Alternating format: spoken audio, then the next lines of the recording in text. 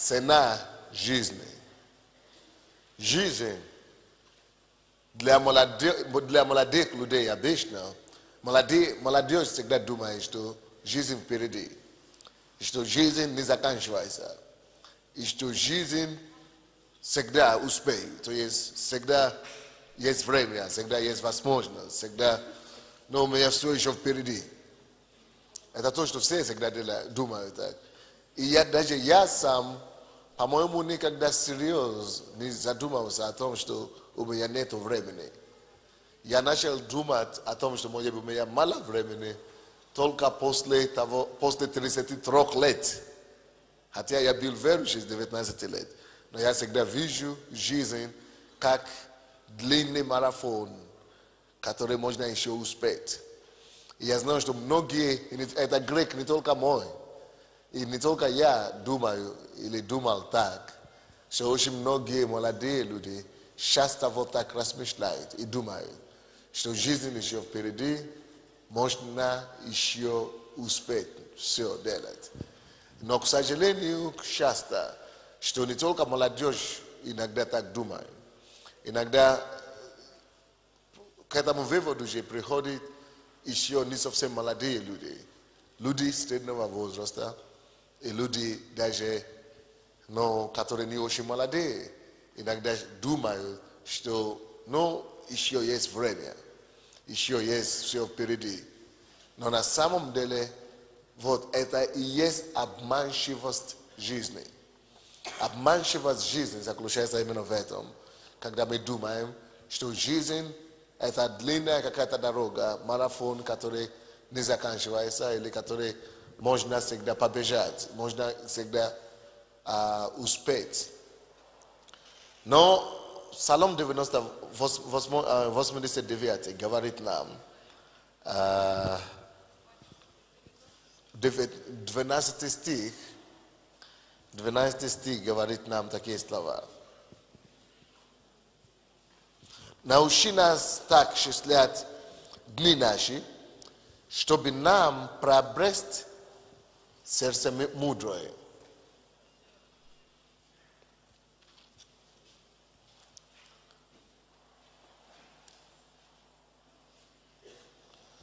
Мы все знаем это местописание.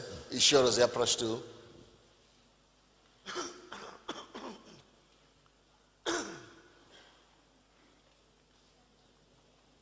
Научи нас так счислять дни наши, чтобы нам приобрести сердце мудрое. Невозможно быть мудрым или приобретать сердце мудрое в этой жизни. Вы не будете мудрым, пока вы не начнете счислять ваши дни. Отметьте это себе. Мудрость у вас начнется проявляться в жизни только с того момента, когда вы начнете давать цену и оценку жизни. Когда вы начнете говорить и приходить к выводу того, что жизнь стоит считать. Только тогда, когда вы теперь приняли это решение и начнете к себе говорить, слушай, время идет. Слушай, мне уже не 5 лет, мне уже не год, мне уже не 3 года. Слушай, мне уже не 10 лет. Слушай, я не знаю, сколько мне осталось жить. Слушай,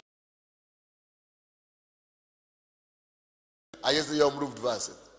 А если моя жизнь закончится в 25? А если 18? А если 30? А если как Иисус 33? Успею ли я что-то делать? Успею ли я выполнить то, ради чего я рожден? Только тогда, когда вы начнете задумываться и давать оценку своей жизни, то есть, когда вы начнете счислять ваши дни, только после того вы можете сказать, вы начнете приобрести жизнь или сердце мудрое. Это обозначает, только после того, как вы начнете считать свои дни, свои жизни, только после того вы начнете делать что-то разумное в своей жизни. Потому что отличие мудрости от знания заключается в том, потому что там не написано, научи нас счислять наши дни, чтобы нам приобрести сердце знания, или сердце разумения, или сердце разумное, или сердце знающее. Специально Бог там пишет именно сердце разумное, сердце мудрое. Потому что если бы он там написал, чтобы нам научиться приобрести сердце, чтобы нам приобрести сердце знания, сердце знающее, или сердце разумения, это бы не так звучало, это бы не так эффектно было бы. Потому что, когда он говорит, чтобы нам приобрести сердце мудрое, это значит, это намного больше значит. Потому что сердце разумное, это еще не значит сердце мудрое. Сердце знающее, это коренным образом отличается от сердца мудрое. Потому что сердце разумное, сердце знающее, она просто может много чего приобрести. Но сердце, которое начинает творить в жизни, сердце, которое начинает созидать, и сердце, которое начинает делать, то есть это есть сердце мудрое. Отличие, коренное отличие между сердцем знающее или сердце разумения, разумное и сердце мудрое в том, что знание и разумение остается у тебя. Но сердце мудрое – это тот момент, когда ты начинаешь превратить то знание, то разумение, которое у тебя есть, конкретное исполнение и действие. То есть, до того, как ты приобретешь сердце мудрое, ты можешь много чего знать. Ты можешь быть образованным, но это еще не значит, что ты уже начал приобретать сердце мудрое. Ты можешь закончить университет, ты можешь закончить колледж, но ты еще не начал жить, пока ты не начнешь приобретать сердце мудрое. Поэтому Бог не говорит нам, что Господь научи нас счислять наши дни, чтобы нам приобрести знание, образование или разумение. Нет, чтобы нам приобрести сердце мудрое. Потому что можно все это приобрести, можно закончить образование, можно иметь университетское образование, можно иметь образование, знание просто в своей жизни, но не иметь сердце мудрое. То есть человек может дожить до 90 лет, или до 40 лет, или до 35 лет, или до 50 лет, прежде чем он начнет приобретать сердце мудрое. И даже в некоторых случаях человек может жить 60 лет, 50 лет, и все еще не добраться до того, чтобы даже начинать иметь сердце мудрое. Сердце мудрое не у всех есть, и сердце мудрое не всем образованным принадлежит. Потому что сердце мудрое не приходит от учения или от знания само по себе. Сердце мудрое – это то сердце, которое имеет человек, который понял, что время пришло в его жизнь, когда он начинает счислять дни. И чем это выражается, что он приобрел сердце мудрое? Он считает дни его. Что это обозначает? Это значит, что во-первых, давайте я объясню эту фразу. Сердце мудрое до конца. Сердце мудрое это обозначает, человек начинает знание, которое он приобрел для себя, применить на практику. Человек начинает делать из знания, из разумения, из того, что он выучил, он начинает упражнять, начинает практиковать, начинает утверждать в действии. Это значит, если мы говорим, научи нас счислять жизнь наша, чтобы нам приобрести сердце мудрое. Если мы говорим, я приобрел сердце мудрое, это значит, что я понял наконец-то, что теперь с этого момента я должен начинать оставлять корни у себя здесь на земле. Я должен начинать забивать гвозди. Я должен начинать конкретно за что-то жить. Я должен начинать оставлять себя в виде или форма того, что я делаю. это тоже я приобрел сердце мудрое. До того времени человек может быть знающий, человек может заниматься бизнесом, человек может что-то достичь в жизни, но до того времени человек, когда человек приобретает сердце мудрое, человек как бы живет для себя, он замыкается в себе. Он замыкается в себе, он пока ищет только живет, либо только спит, кушает, гуляет, веселится, то есть просто живет, просто существует.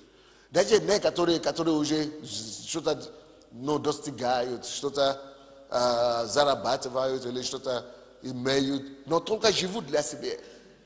Они, то, что отличает сердце мудрое от того, это то, что сердце мудрое, оно начинает вынести все сокровища, знания, которые у него есть, на практическое вложение, начинает практически влаживать свою жизнь на конкретное практическое осуществление.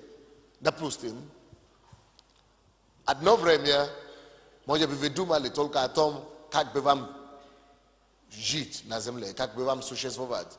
Мне нужно закончить университет, мне нужно образование получить, мне нужно зарплату получить, мне нужно какую-то профессию получить, мне нужно как-то выжить, мне нужно квартиру успеть зарабатывать, мне нужно то есть хорошую зарплату обеспечить себе, мне нужно. То есть вот эта вся жизнь, это жизнь, которая еще не начала быть сердце мудрое. Это жизнь, которая еще не начала счислять свои дни. Потому что человек, который начинает счислять свои дни, понимает, что жизнь не дана для эго или эгоистической цели. Жизнь не была дана для себя. Жизнь дана как вложение, как инвестиция. Поэтому человек, который уже начинает, который приобрел сердце мудрое, он начинает счислять жизнь, он начинает счислять дни, он понимает, что уже все, не для меня эта жизнь. Он начинает его считать, он начинает его счислять, он начинает осознавать, ради чего эта жизнь дана. А жизнь дана не для эго, не для себя. Первое, что он делает, он перестает жить для себя. Он перестает смотреть на свое «я». Он перестает смотреть на мне, я и мое. Он понял жизнь, ценить жизнь. Он понял ценить жизнь, что она намного дороже. Он понял ценить жизнь в том, что жизнь не только для единого числа, меня, мне, мое, оно дано. Он начинает счислять жизнь, потому что он понял, что жизнь, она намного универсальное понятие. Он понял, что жизнь, она намного, она намного вечная, что жизнь вообще-то, она многообразная, она должна быть обогащающая, она должна быть порождающая. Жизнь, которая не порождает жизнь, это трата времени. Поэтому человек, который счисляет свои дни, начинает использовать свои дни, свою жизнь, он начинает счислять и начинает давать себе отсчет, сколько жизней я уже обогащал этой моей жизни, сколько жизней я уже умножил этой моей жизни, сколько жизней я уже обогащал, я уже производил, я уже умножился, насколько я уже умножился моей собственной жизни. Потому что он понял, что жизнь это для того, чтобы умножить жизнь, чтобы больше жизнь произвести, и чтобы больше качества жизни давать другим жизни. Это непонятно вам, нет? Тяжело, да? То есть, он говорит, научи нас счислять наши дни. До того, как мы начинаем счислять наши дни, мы думаем только о себе. Мы живем только ради себя, вокруг себя, все вокруг нас.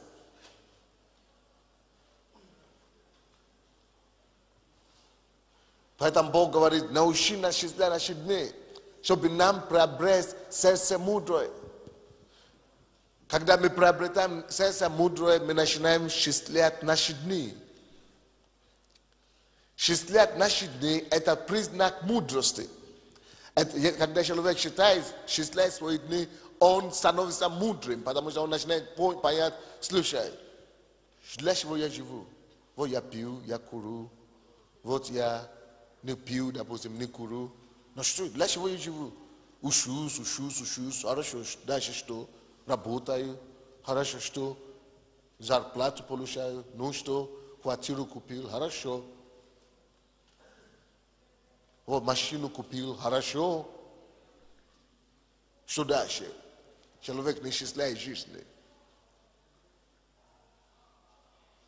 Но как только что доходит до человека, что слушай, ну что дальше? Ну уже у меня уже машина есть, ну у меня уже дом есть, квартира, ну дети уже есть, или нет детей. Но дальше уже все значит. Некоторые люди думают, что мы живем ради детей. Значит, я уже нарожаю детей, значит все, твоя жизнь закончилась. А почему все не умирают после того? А что ты уже дали им образование, ты уже сделал, а дальше что? Уже на пенсии. Почему тогда все пенсионеров не убьют? Бог не соберет. Зачем тогда люди остаются на земле, становятся бабушкой, дедушкой? Зачем тогда? Потому эти люди, которые вот так думают, что я живу ради детей, или я живу ради того, чтобы ставить детей на ноги, это поэтому они сами несчастные люди. Потому что как только что они выполняют это задание, все. Они все оказываются на разбитой тарелке. Кто-нибудь понимает меня или нет? Однако, поэтому Псалмопевец говорит, но люди, вот есть масса людей, которые вот просто проводят свою жизнь. А думая о жизни не так, как Бог дал нам подумать о жизни. Они думают о жизни просто как эгоистически все-таки. Потому что человек, который говорит, я живу ради детей, это тоже эгоизм. Человек, который говорит, я живу, чтобы состояться в жизни, это тоже эгоизм. Человек, который говорит, я живу только, чтобы поставить свои детей на ноги, чтобы состояться, чтобы что-то оставить за собой, дом или что-то, это тоже эгоизм. Он думает о себе, чтобы своим ребенку что-то оставить. То есть человек еще не начал счастливая жизнь. Он еще не начал счастливые дни. То есть он еще не приобрел сердце мудрое. Но зачем вам, молодые люди, вы здесь, если вы здесь кричите «да», зачем вам дождаться до 50 лет, или 40 лет, или 60 лет, чтобы только тогда начинать понять, что оказывается я не живу для детей. Потому что вы уже выросли, все детей, и вы поняли, если только ради этого я живу, значит я самый несчастный человек. Потому что эти дети, я вырастил их, а потом они стали самыми моими источниками несчастья. Я вырастил их, а потом они меня вообще не хотят видеть. Я вырастил их, а потом они стали наркоманами, алкоголиками, вообще изгоями, сделали меня. То есть что тогда толку? Неужели ради этого я тогда живу? Нет. Зачем вам тогда дожить до того времени, когда вы уже все опоздали? Уже пора гроб собраться. И только тогда начинать осознавать, что нужно считать свои дни. Вот почему такие конференции нужны вам. Вот почему вам так повезло, что вы уже рано познали Господа. Вы можете начинать считать свои дни уже с 15 лет, 20 лет. Представьте себе такое. Вы можете всю жизнь продуктивно использовать. И всю жизнь организованно расставлять по жизни. Это потрясающая вещь. То есть вы не начинаете жить сначала для неправильных вещей, а потом только, когда вы осознаете, что неправильно жили, уже 40 лет. А когда, если не больше. Если не больше, да? Бывает еще и больше. Что намного уже позднее, когда ты уже потом осознаешь, что слушай, а ради чего? Для чего вообще я туда оказалось? Что ты начинаешь думать, а уже все, ты уже и нога уже не так слушается, уже руки не так слушаются уже. Мы теряем лето наше, как звук, написано в 9 стихе. Как звук. Может быть, кто-то и теряет вот лето свое, как звук, вот так. Годы свои, как звук. Но чтобы вы не теряли вот так его в годы. Просто все. Спросите у вашей мамы или папы. Спросите у них, вы когда-то думали, что вы будете так, пожилой? Они скажут, что никогда в жизни. Все всегда думали, что они будут только такой молодой, как вы. 60 дней. Дай нам в сердце мудрое, чтобы нам счислять наши дни. Если вы начнете счислять ваши дни, вы будете бежать, дорогой. Если вы только начнете счислять ваши дни, вам не надо, чтобы кто-то вас поощрял. Вам не надо, чтобы кто-то вас толкал. Вам не нужно будет, чтобы кто-то вас чтобы кто-то вас тянул. Вам не нужно, чтобы кто-то вам подсказал что-нибудь. Вам не нужно, чтобы кто-то вас вызвал на служение, что-то что-то делал, или чтобы набирать 12. Если вы только начнете счислять ваши дни, вы сами будете бежать. Вы сами, вас будет тяжело останавливать. Вы слушаете меня или нет? Тот, кто научился счислять свои дни, тяжело его удержать. Потому что он уже кое-что понял. Если вам еще нужно сказать, чтобы что-то делать, это потому что вы не знаете, что такое счислять свои дни. Вы еще не приобрели сердце мудрое. Потому что тот, кто приобрел сердце мудрое, тот не считает, что вся жизнь впереди. Потому что нет такой понятия, как жизнь, как лет, как годы, как возраст, как дистанция, как марафон, что у меня много лет есть. Мне 35 лет будет в этом месяце. Так? Но нет такой понятия, как возраст. Я не знаю, как это сказать, какое слово использовать. Нет такое понятие, как жизнь, что у вас жизнь впереди. Нет такое понятие. Почему? Потому что жизнь – это штука такая, что это не возраст. Да, не. Жизнь человека, да, жизнь человека не измеряется. Не измеряется. Жизнь человека не измеряется наперед. Она может только быть измерена или счисляться только сзади. Не счисляется впереди. Ты не можешь сказать, что мне 35 лет, у меня еще 35 лет впереди. Потому что я не знаю, что будет завтра. Вы понимаете меня или нет? То есть жизнь – это такая штука, которая не счисляется летами, не счисляется годами. Если вы счисляете и считаете ваши годы наперед летами, вы не поняли жизнь. Вот почему это место Писания, которое мы говорим, он не написано там, что Господь научи нас счислять наши годы или наши лета. Что там написано? Научи нас счислять чего? Дни наши. Потому что жизнь измеряется моментами, секундами и днями самой большой. Не летами, не годами. Вы не поняли меня, не? Самое большое это дни, это день у тебя есть. У тебя нету 5 лет, у тебя нету 50 лет. Поэтому человек, который считает, который понял цену жизни, он не говорит, что у меня еще 5 лет есть. Или у меня 10 лет еще есть. Или у меня все годы впереди. Потому что у вас вообще нету года, у вас вообще нету месяца. У вас максимум есть только сегодня. Потому что пока вы не дожили сегодня до конца, у вас нету завтра, у вас нету даже день. У вас только тот день, который вы находитесь. Поэтому он и говорит, научи нас счислять дни. Ни годы, ни возраст, ни жизнь, дни наши. Поэтому человек, который приобрел сердце мудрое, знает еще один факт. Он знает, что жизнь это не вопрос года. Жизнь – это не вопросы, но лета. Жизнь – это всего лишь вопрос дня, одного дня. Это один день составляет твоя жизнь. Как это сказать, Боже мой?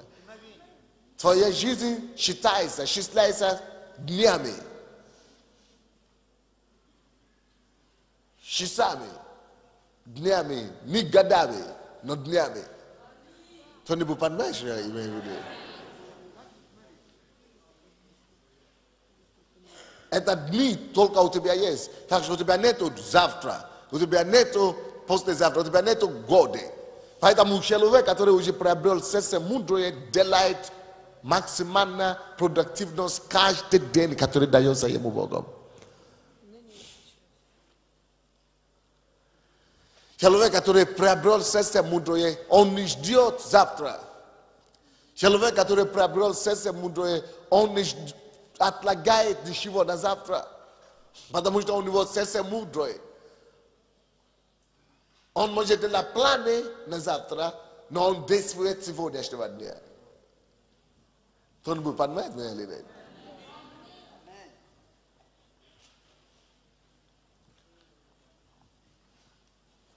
Посмотри кого-то в глаза, лицо в лицо, особенно те, которые спят.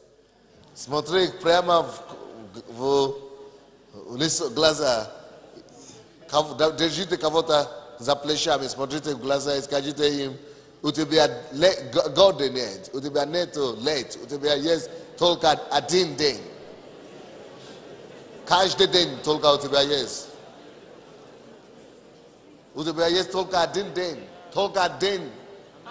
За один раз у тебя только максимум день. Да? У тебя максимум только один день. Что ты делаешь в этот день? Сердце мудрое это, скажи кому-то еще в лицо, держи кого-то за плечо и скажи, сердце мудрое это твое, нет, послушайте.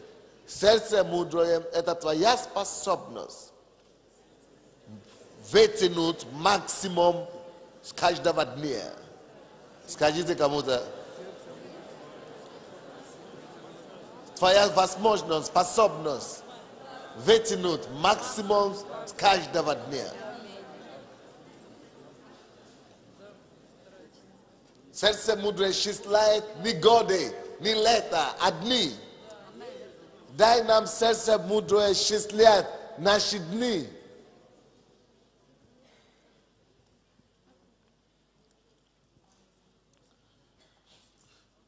Поэтому, молодые люди, вы думаете, что у вас еще 5 лет впереди?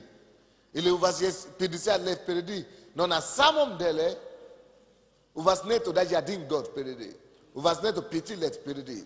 Тем более 50 лет. У вас только 1 день. Потому что возраст человека это не совокупность его лет. Возраст человека это совокупность его дней. Кто-нибудь слушает меня или нет? Твои годы это твои дни. Это у тебя только день, дни. Поэтому если в этот день ты не начинаешь что-то делать конструктивное, ты праздно живешь. У тебя праздная жизнь. Праздная. Поэтому на сегодняшний день что ты делаешь?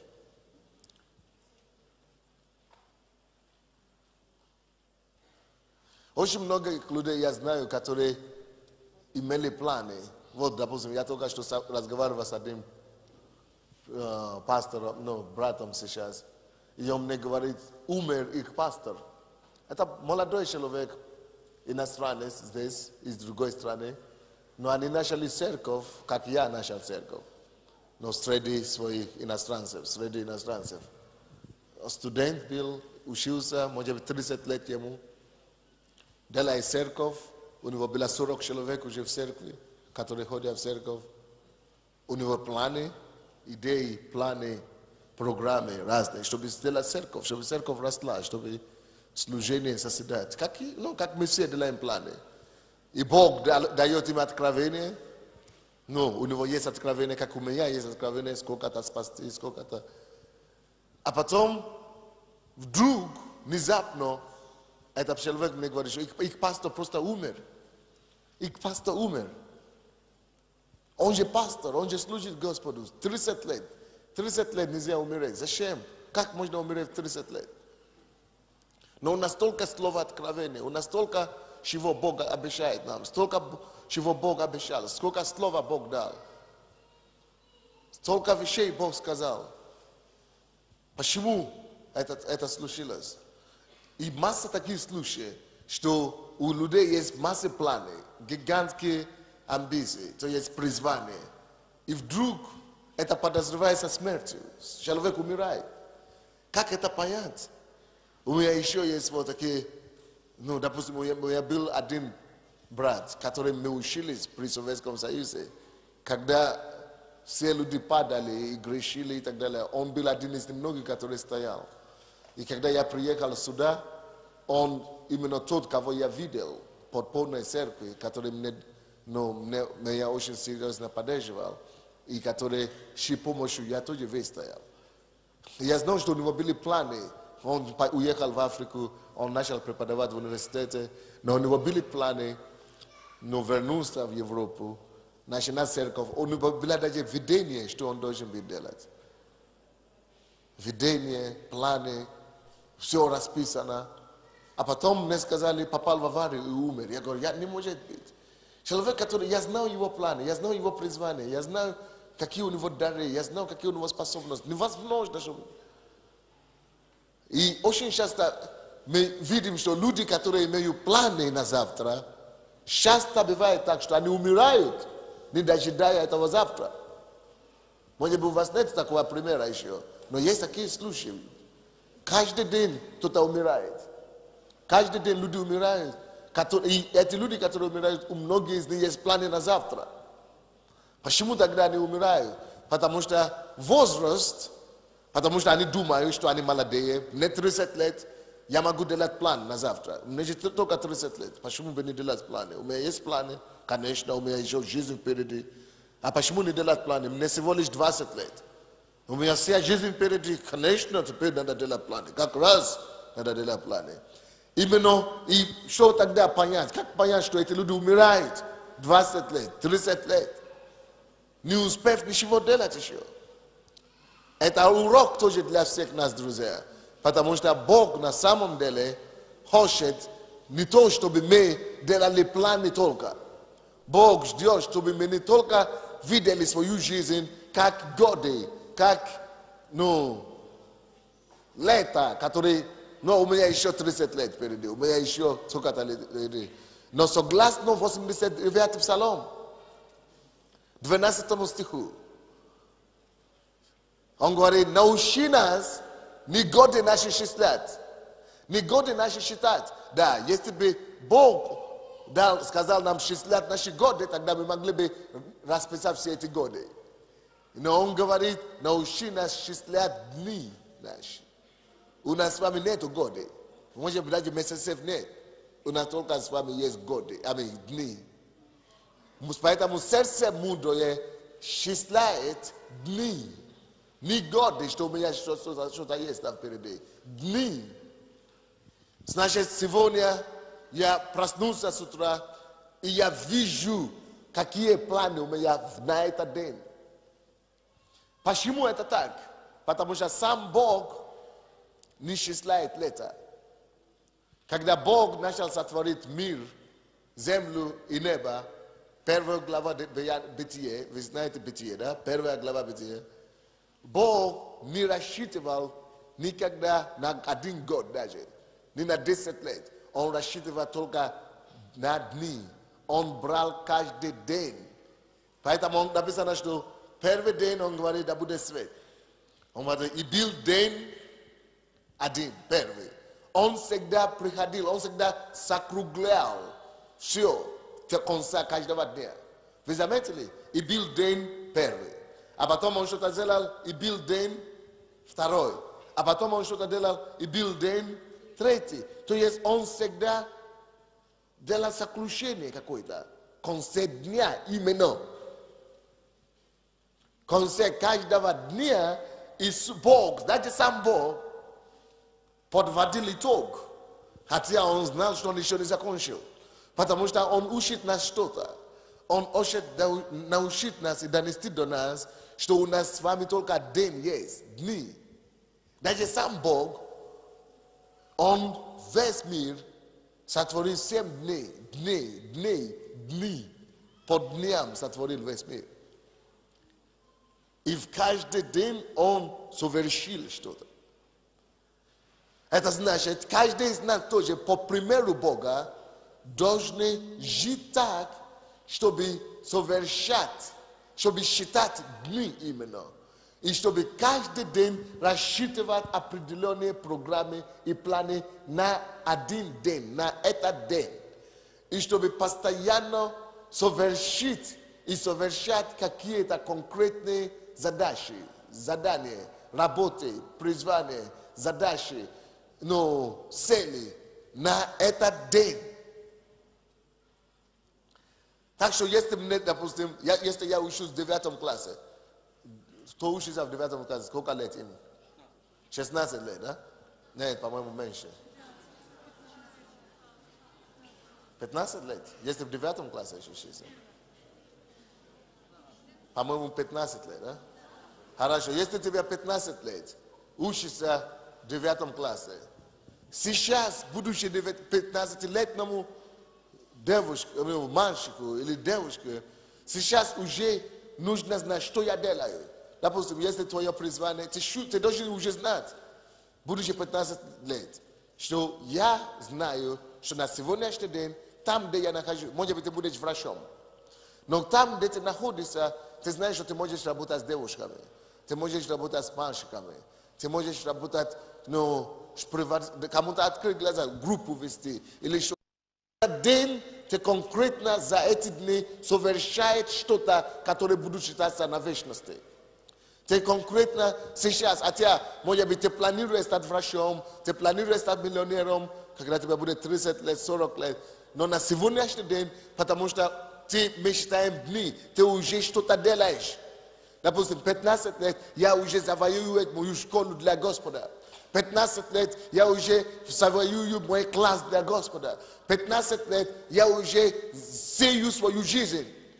Даже если я умру 15 лет, допустим, чтобы я знал, что я уже приобрел сердце мудрое. А сердце мудрое, мудрость это дела. Это тот, который что-то делает. Я уже что-то сделал. Я уже утвердил свою жизнь, приобрел и уже привел его в конкретные практические дела.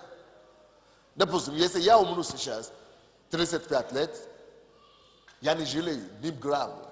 Не жалею, что у меня ребенок 4 года, не жалею, что у меня ребенок 2 года. Я ничего не жалею.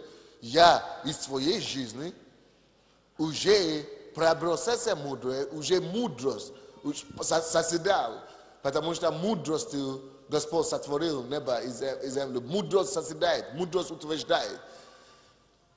Мудростью строится дом. Мудрость уже построит дом. Уже что-то построит не для себя теперь. Дети, мой ребенок, кто-то или что-то. Это мой личное, это эго опять же. Но моя жизнь сама уже построила что-то. Уже что-то сделала. Если я умру сейчас, наверное, я уже сделал больше, чем некоторые 60-летние. Наверное, я уже сделал больше, чем некоторые 70-летние.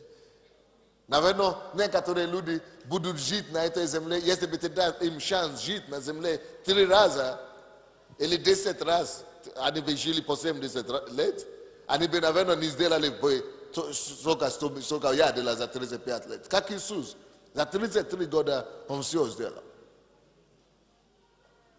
То же самое должно быть в твоей жизни.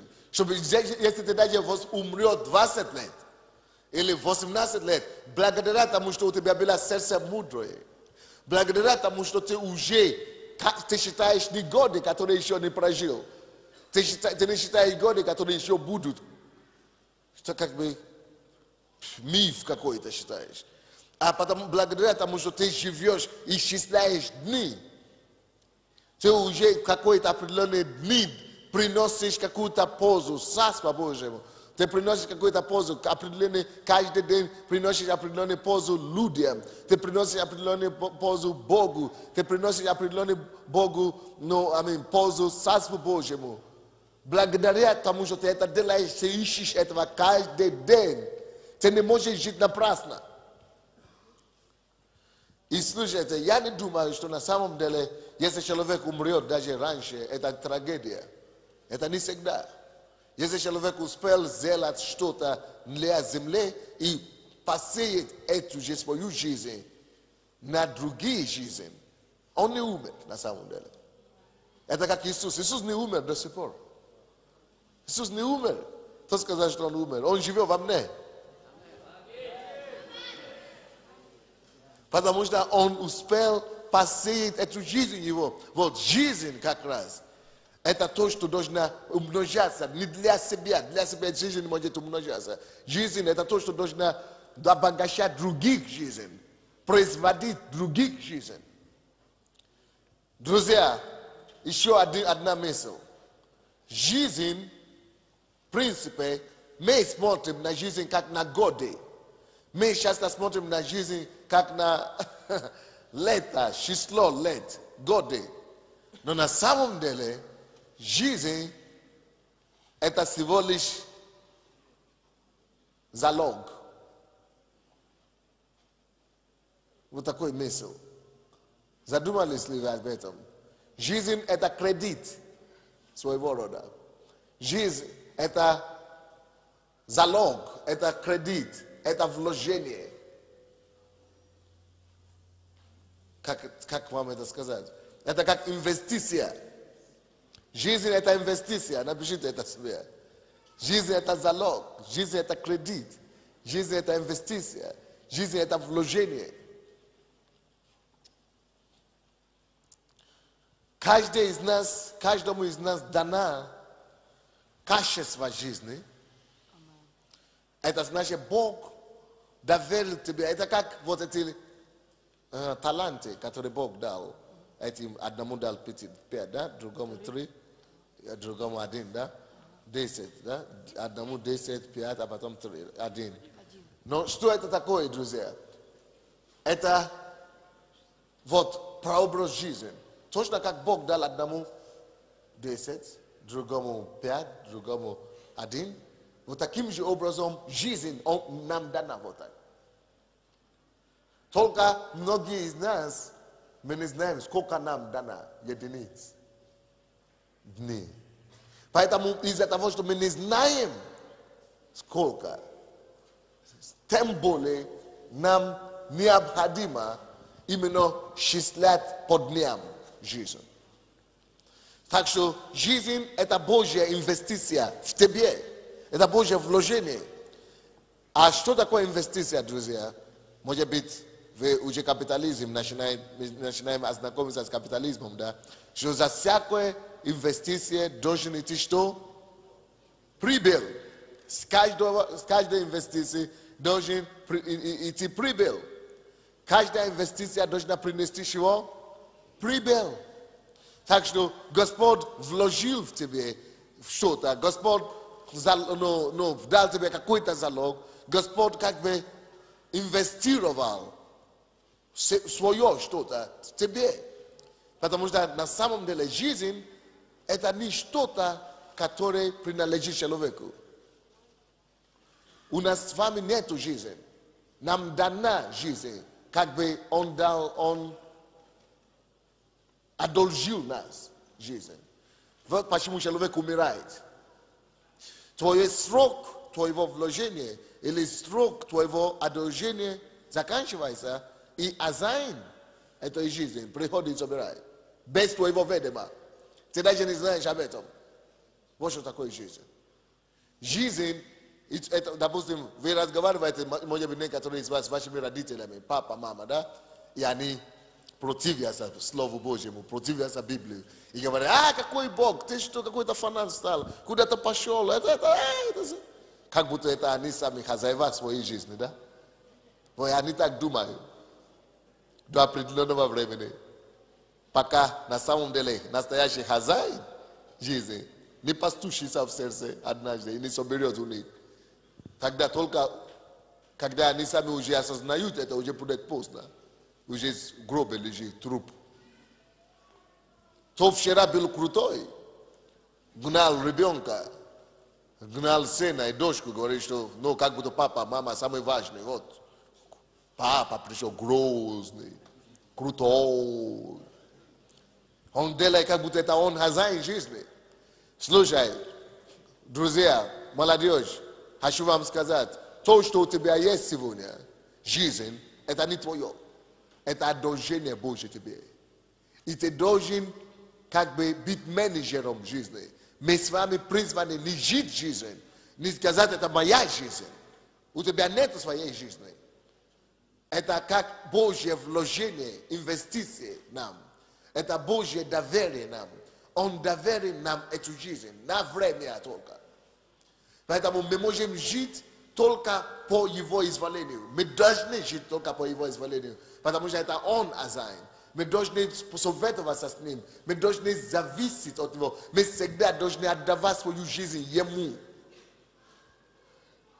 Показывая Ему при этом, что Господь, это я в Тебя принадлежу. Моя жизнь принадлежит Тебе, Господь. Я не принадлежу самому себе. Я отдаю себе Тебе, Господь. Это не, потому что это так и правильно. Это истина. На самом деле мы с вами не обладаем этой жизнью. Поэтому Иисус и Бог и имеет право в любое время прийти и собрать ее. И поэтому мы говорим, что человек умер неожиданно. Потому что это не его жизнь вообще-то. Вот человек, который имеет сердце мудрое, понимает это дело, друзья. Что это не его жизнь. Он понимает, он считает, потому что он понимает, что это Бог не на время одолжил. Посмотрите на кого-то в лицо, опять же, глаза, и скажи, дорогой, не послушай, я сначала скажу, дорогой, пойми, не тебе распоряжиться твоей жизнью, это не твоя жизнь, это у тебя долг, одолжение.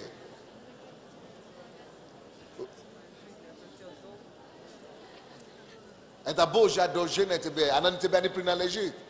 Ты должен использовать ее так, как Он хочет, по Его замыслу, так, как Он тебя подсказывает, так, как Он тебя скажет использовать. Это тяжело нам понять, нет? Это истина. У нас с вами нету жизни. Это Его собственность. Это то же самое, что тебя взяли в квартиру пожить. И ты там не подписан в квартире. Или наоборот. Это то же самое, что у тебя, ты живешь, ты прописан в квартире. Но эта квартира не приватизирована. Но это квартира завода. Хотя ты там прописан.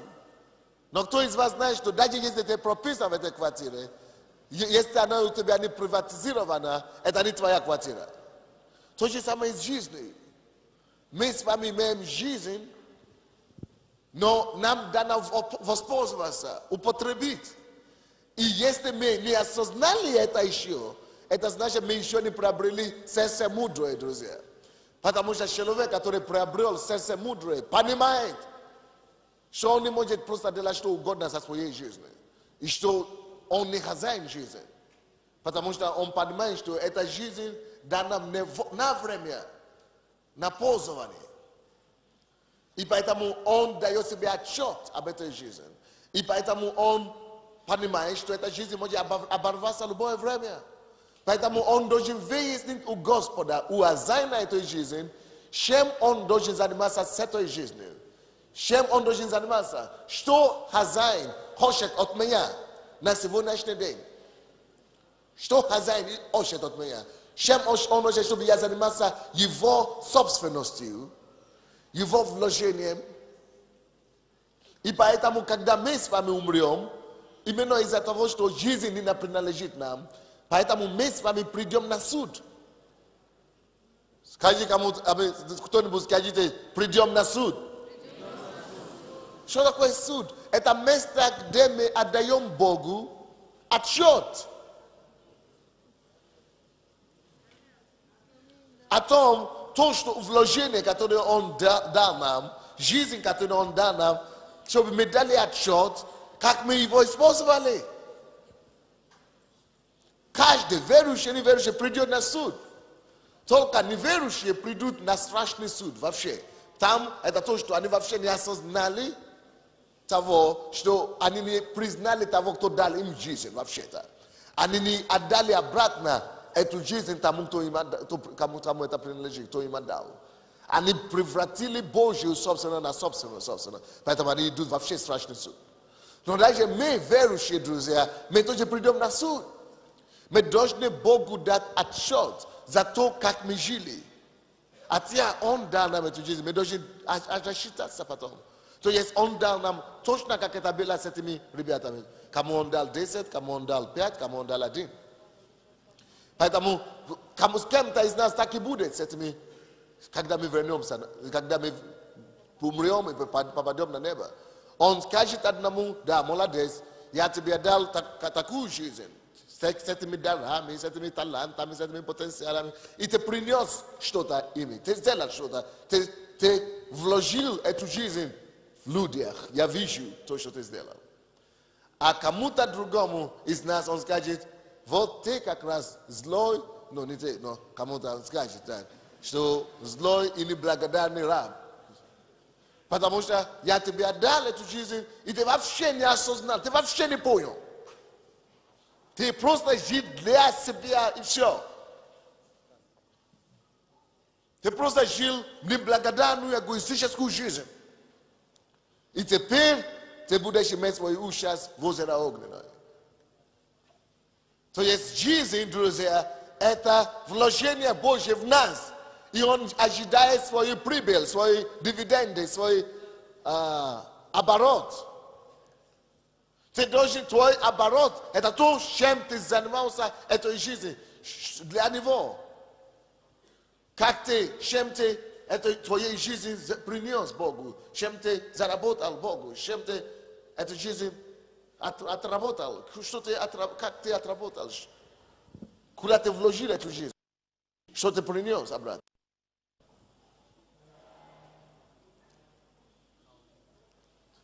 Жизнь – это вложение Божье в нас, это наша собственность.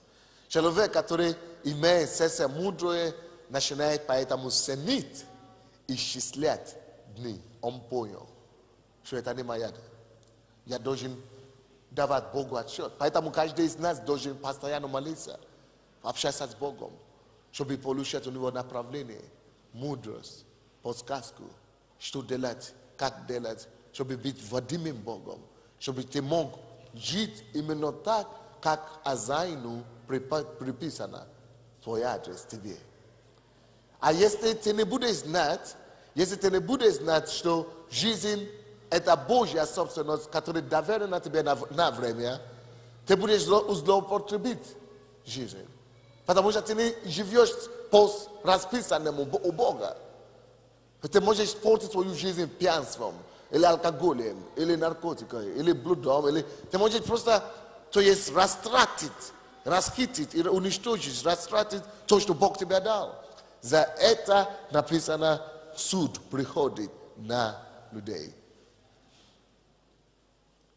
Сердце мудрое, это все начинается от сердца мудрое. Если у нас сердце мудрое, если есть у нас сердце мудрое, наоборот, нам так с вами повезло, что мы попали в такую церковь, где, наоборот, нас толкают что-то делать, где нам говорят, набирать то, где нас говорят, помогают даже, что-то делать, чтобы состояться. Слушай, все равно, и без этого ты попадешь в страшный самизм, ты попадешь на суд однажды, все равно. И теперь тебе еще и говорят, и толкают, и еще помогают, тебе так повезло вообще-то. У кого-то этого нет. Потому что все равно Бог знает, что по балтам не будет, или как это, поблажки не будет никому. Он всем дал инвестиции, он всем дал залог, он всем дал долг, аванс жизни, каждый должен рассчитаться. и отчитаться за эту жизнь. Это серьезно. Вот чем ты искупаешь твою жизнь, во что ты влаживаешь твою жизнь. Твоя жизнь, она работает, производство или нет. Потому что инвестиция или залог, она должна быть в производстве. Ты должен работать ими, ты должен отрабатывать, она должна работать, она должна быть в производстве. Вот почему нам дана шанс здесь жить на земле. Чтобы эта земля, это место нашего оборота. Там, где мы должны работать, это жизнь, это инвестиция, которую Бог нам дал. И причем, то наилучший способ, как это делать, возвращать эту жизнь, это чтобы каждый день осознавать, что мы можем вернуть Богу, мы можем Богу принести эту самую славу и жизнь. Каждый день. Каждый день. Счислять наши дни. Научи нас, Господи, счислять дни наши. Именно дни. Дни наши. Каждый день. Бог не считает жизнь как годы, 50 лет, 30 лет. Дни. Дни. Поэтому, когда вы читаете Библию, каждый день Иисус всегда куда-то выходит. Каждый день он просыпается, он идет на какую-то работу. Каждый день он идет куда-то. Каждый день он чем-то всегда занимается. Он понимает, что такое жизнь. Дни. Она считается днями. Днями. Днями. Сердце мудрое считает дни. Не годы, которые еще нету. Не десятилетия, которые еще нет. Дни. Дни. Считает дни. Сердце мудрое считает дни. Сердце мудрое не живет эгоистическую жизнь. Сердце мудрое влаживает свою жизнь в другой, потому что он понимает, что сама жизнь это инвестиция Божья во мне, чтобы я мог влаживать эту жизнь в других и принести намного больше прибыли. Или то есть дивиденды. То есть жизнь это инвестиция. Жизнь это инвестиция. Жизнь это вложение. Поэтому жизнь не дана, чтобы была эгоистической. Только сердце мудрое понял или поймет, что жизнь это инвестиция. Это значит, если она была инвестирована во мне, значит, она не должна заглушаться во мне, в эго. Поэтому я должен тоже вложить жизнь другие. Жизнь это инвестиция. Мне дана эта жизнь, чтобы вложить его, как 10 талантов. Жизнь это инвестиция, не забудьте это. Жизнь это вложение. Мне дано, доверено на время, как залог, чтобы я мог использовать его, вложить тоже тех направления, которые Господь мне дал, возможность вложивать, чтобы принести намного больше плода. Вот почему он говорит, что если кто-то не приносит во мне плода, отсекаю. Потому что я виноградная лоза, а вы ветвь, я отсекаю. То есть жизнь это инвестиция. Только сердце мудрое это может понять и делать. Когда вы начинаете приобретать сердце мудрое, вы начинаете вложить свою жизнь во что-то, куда-то. Потому что сердце разумное, или сердце знания, или просто сердце неразумное, сердце не мудрое, просто нормальное сердце, она живет для себя. Она думает только о себе. Вот почему апостолы поняли это дело, и многие из них даже не женились. Потому что они поняли, что, конечно, женитьба, хорошо, она тебе даст, успокоиться или получить какое-то удовлетворение для плоти. Но не женившиеся говорят, они будут заботиться о Господе. Пишется о Господе. То есть они поняли это вложение в Бога опять. Они вложили жизнь опять в Господа. Они хотят только дать. Они поняли смысл жизни. Жизнь это вложение, которое мне доверено, чтобы я мог по Божьему направлению опять вложить это. Поэтому ради чего ты живешь или ты просто существуешь. Сердце мудрое, цена жизнь, Это о чем мы говорим. Цена жизни, это то, что жизнь, это доверие всего лишь нам, это инвестиция нам, это вложение нам. Мы должны научиться счислять, знать цену жизни, что это не годы, это не лет, это не десятилетия, это дни. Жизнь, которая дана нам, это дни, считается днями. И каждый день должна она быть вложена куда-то, инвестирована.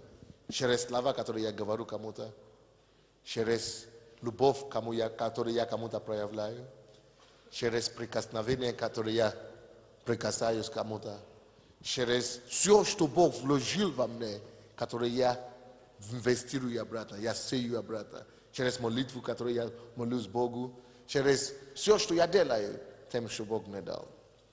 Теперь я еще бросаю вызов всем вам. Напишите, пожалуйста, список. Я еще вам дам список направлений, помочь вам. Список все направления, куда вы можете, как молодые люди, начинать вложить в свою жизнь. Вы можете себя помолиться Богу, выяснить у Него: Господи, скажи мне, какое мое место?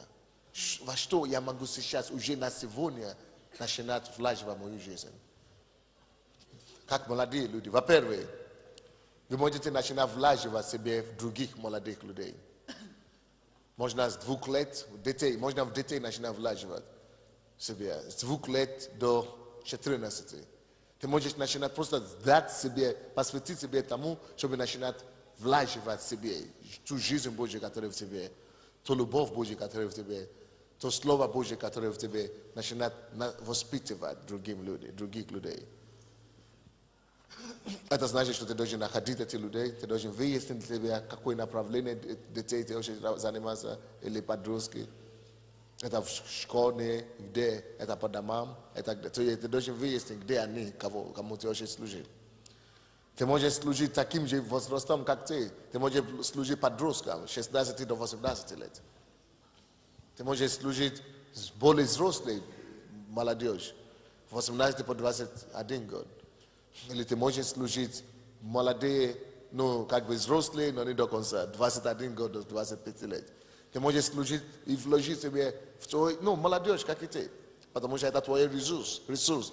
Пока ты молодой, ты имеешь этот ресурс. У тебя больше доступ к молодым, чем старикам. Потому что ты сам молодой.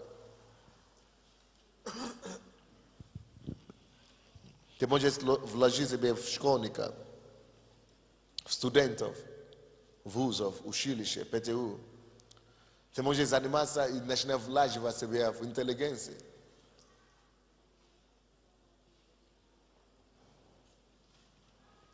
Ты можешь начинать распространять твои дары через театры, театральное служение развивать. И через творчество твое ты будешь сеять жизнь людям. Ты будешь умножать твои потенциалы. Ты можешь быть танцор, ты можешь через танец прославлять Господа и умножать свои ресурсы и каждый день что-то принести Богу. Ты можешь заниматься художеством, разные виды. Ты можешь быть художником. Ты можешь заниматься с художниками. Ты можешь быть музыкантом. Ты можешь через музыку Бога прославлять или музыкантов спасать. Ты можешь вложить себе спортсмена. Ты можешь служить спортсменом. Проповедовать спортсменом. Ты просто посмотри, что у тебя есть, какие твои интересы, зоны интереса. Ты можешь служить детей выше вокруга. Ты можешь находить, ты можешь поставить себе такую цель, евангелизировать и служить детей выше вокруга общества.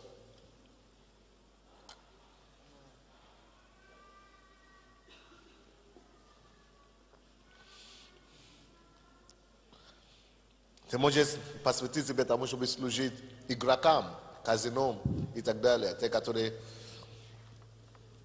любят играть, как это называется, забавные или как это, азарты. То есть у нас с вами возможности, возможности. Тысячи. Ty możesz służyć sobie i nasz wlać was swoją жизнь i spasaya fanatów, muzykalnych grup, futbola, balecików i tak dalej. Ty możesz nas посвятить себе спасение игроков, спортсменов, игроки, разные игроки. Начинать молиться за них сначала. Вот как нас учат на этой неделе. Верить Бога за них, любить их. И начинать потом идти к ним, евангелизировать и спасать их. Ты можешь начинать себя посвятить одиноким людям. В нашем обществе, особенно когда ты живешь в большом городе, в любом городе, где больше 100 человек, есть масса людей, кто страдает от одиночества. Многие молодые люди страдают от одиночества. Многие, не только молодые люди страдают от одиночества, многие пожилые люди, многие взрослые люди, они в депрессии, в одиночестве. Из-за одиночества, они просто мучаются. И есть такие люди, и можно выяснить, задавать себе вопросы, молиться Богу, но читать литературу, и учиться, чтобы понять, где таких людей можно найти. И потом начинать просто преследовать, искать их и просто служить им. Можно начинать заниматься не только люди, которые мучаются одиночеством, но люди, которые просто одинокие, одни, не женатые. Ты можешь посвятить себе таким людям. Можно также посвятить себе разведенным людям. Они все мучаются. И многие из вас, дети, вы знаете, что такое быть разведенным, потому что многие родители ваши были разведенными. Вы знаете, что это такое. Вы знаете, что значит одна мама воспитать ребенка. Вы знаете, как ребенок живется в одной семье. Это тоже служение. Вы можете начинать просто таким людям. Не просто говорить, ты один воспитываешься в семье, у тебя папа только, мама только. Понятно, у меня тоже. Нет, а использовать это как возможность Божье Евангелие открывать. Сказать им, допустим, что вы знаете, что у тебя есть Отец, настоящий наш Отец, Иисус. И матерям, одиночкам сказать им, и он говорит, что я ваш жених. Он ваш муж. То есть, вы можете использовать все ситуации, чтобы Евангелие принести все категории людям. Только вы должны определить для себя, кому вам хочется служить. Эти люди могут быть молодые, или они могут быть постарше, чуть-чуть. Это не важно. Нужда есть нужда везде. То есть, но к чему я имею в виду, о чем я говорю? Я просто имею в виду, как нам уже начинать сейчас, каждый день, строить свою жизнь так, чтобы каждый день принести какую-то пользу царства. Чтобы уже каждый день влаживать в себе. Чтобы каждый день в своей жизни, чтобы мы уже начинали счислять наши дни. Чтобы каждый день уже что-то принесло Царство Божие. И все эти вещи, которые я перечисляю, все эти категории людей, которые я перечисляю, они есть в ваших домах, они есть в ваших подъездах, они есть в ваших школах, они есть там, где вы учитесь. Они есть на улице, куда вы ходите. Они есть в транспорте, который вы используете. Эти все нужды есть вокруг нас. Только если бы мы с вами поняли бы, если бы наши глаза просто открылись, чтобы мы знали, что слушай, я могу каждый день быть благословением кому-то. Это здорово. Каждый день я могу быть благословением. Вы можете служить алкоголикам. Идите на Крещатик, вы увидите, как молодежь просто пьют прямо на улице. Вы можете служить наркоманам, вы можете служить разведенным, мы уже говорили, или женатым, или семьям. Вы можете служить курящим людям. Вы можете служить бомжам. Это все люди вокруг нас есть. Вы можете служить неформалам, особенно молодежь. Вы знаете, что такое неформалы. Вы можете служить проституткам. Или девушки, которые не проститутки официальные, но они живут блудом, прелюбодеянием везде. Они живут легкомысленной жизнью, потому что они не знают. Вы можете служить модели. Вы можете служить участвующим в модельном бизнесе, шоу-бизнесе. Это нормально.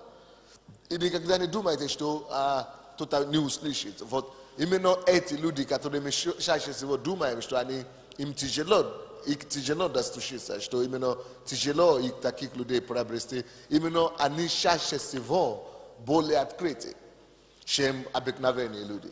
Потому что они больше всего голодны. Они уже все имеют, многие из них. Они уже что-то имеют. И они уже успели убедиться в том, что отец, у меня есть деньги, у меня есть машина, но ничего, все равно у меня нет удовлетворения. Они уже попробовали. Но люди, которые, допустим, еще ничего не имеют, допустим, которые не имеют машины, не имеют квартиры, не имеют деньги много, они думают, если у меня будут деньги, значит, у меня все будет хорошо. И чаще всего им тяжелее прийти к Богу, потому что они думают, что у меня ничего нет, вот когда у меня, это не Бог мне нужен. Они еще думают, еще обманутые, думают, что это деньги им нужны. Они еще обольщены и думают, что это еще что-то им нужно. Незамужние девушки, молодые, они думают, что это мужчины мне нужны, или это семья мне нужна. Но люди, которые это уже имеют все, и все равно нет удовлетворения, вот им порой легче всего достичь. И да, конечно, мы все делаем вид, и мы фасад держим, да? Мы говорим, что у меня все есть, и ничего не надо. Но на самом деле, эти люди, даже те, которые так говорят, они больше всего знают, что они больше всего нуждаются. Когда они просто это говорят, чтобы только избавиться от людей, от контроля. Вот есть такие молодежи, технари, есть компьютерщики, есть хакеры, есть разные группы людей, которые можно служить. Есть инвалиды, которые вообще просятся. Есть заключенные, и молодежь тоже есть такие заключенные. Есть сироты, есть интернаты, есть общежития, есть институты.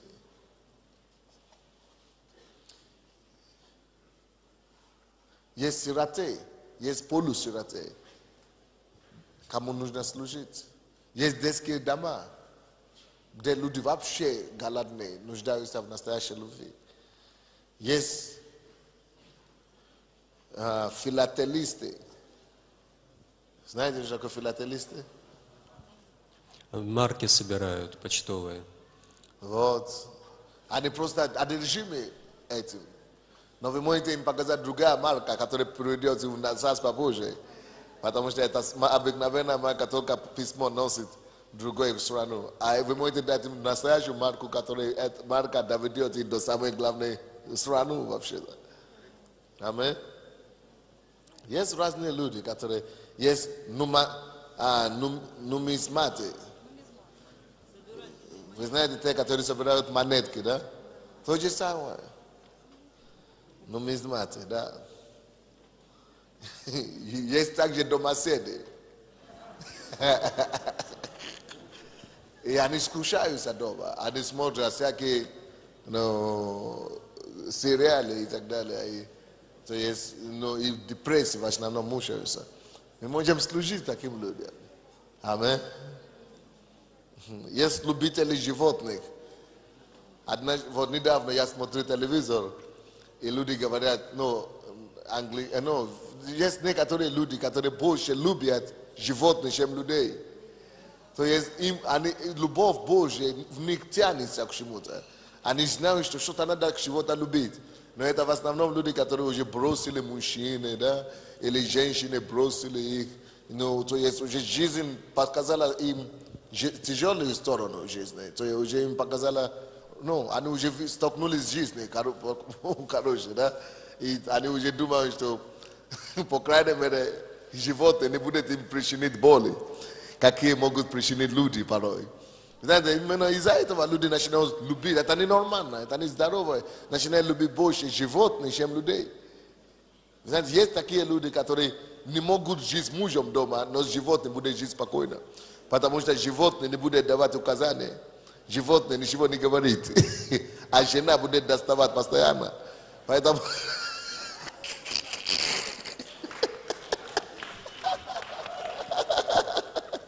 Поэтому они начинают говорить, что они любят, все такие. Это потому что на самом деле что-то развивается в них. И нужно таких людей именно знать, что если они уже ходят с животными, это потому что что-то в них издевается, что-то в них хочется любить, что-то в них, ну, что-то в них действительно жаждет Божьей натуры. Значит, они уже готовы, друзья. Именно поэтому мы должны таких людей просто искать и служить им. Это так, столько много вещей можно заниматься, да? Столько всего можно, каждый день мы можем просто приносить плод Богу. Есть трудоголики, люди, которые просто одержимы работой. Они не Богу служат, они просто работа становится их не Богом. Есть матери-одиночки, кому тяжело вообще. Матери-одиночки, они постоянно жалуются. Жалуются на детей, на себя, обвиняют мужей, которые родили им эти детей. И ни на чем недовольны. И мы можем им служить, чтобы они знали, что им не надо быть одиночками, матерями больше. Есть те, которые делают аборты, есть ранние аборты, есть ранние беременности, есть что нам говорить им. Есть те, которые хотят жениться, есть в ЗАГСа, которые ходят. Есть студенты иностранцы, здесь есть африканцы, здесь есть китайцы, здесь есть корейцы, здесь есть вьетнамцы, здесь есть кого хочешь. То есть поле деятельности валом. Если мы можем молиться, действительно, как вчера было сказано, именно со слезами, плакать, любовью, именно за этих людей, которые Бог положил нам на сердце, мы будем молиться и ходатайствовать за них. Запросто мы можем видеть, что Бог просто начинает доверять нам. Не мы будем приводить их, а Бог будет своим духом приводить их. Когда мы просто будем молиться за них, любить их, просто служить им, любить их, Бог просто будет приводить их на наш путь. А что еще говорит об отпавших, отступники, их валом в городе. Они уже вкусили, что как Бог, как благ Господь. Но они что-то думали, у них нет силы устоять или какие-то грехи увело их. Просто помочь им, любить их и дать им понять, что Бог все равно ждет их обратно. Есть торговые работники. Есть люди, которые просто покупают и продают. То есть у них нет другой жизни. У них нет сердца мудрого, они только в это крутятся. Есть экстремали.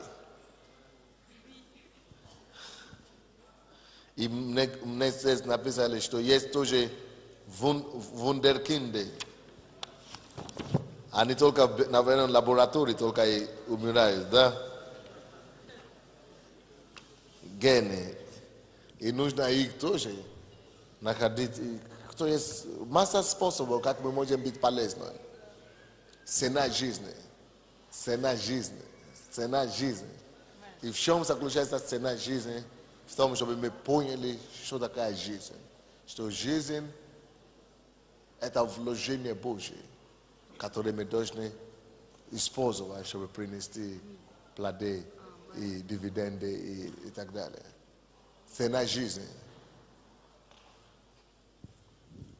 Дай нам, научи нас счислять дни наши.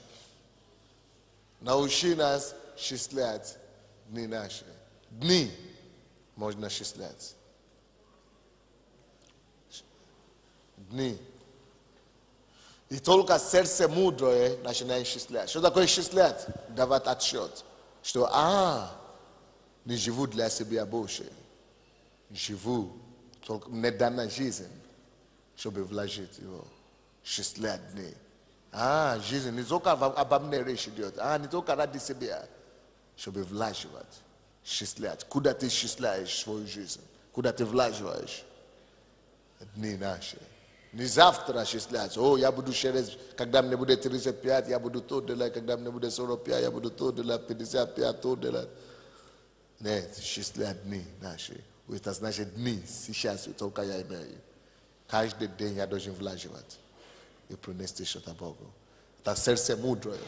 Понятно о том, что эта жизнь не моя, она мне доверена на какое-то время. Это залог, это интерес, это долг. Да нам не, чтобы я мог лаживать его и принести его.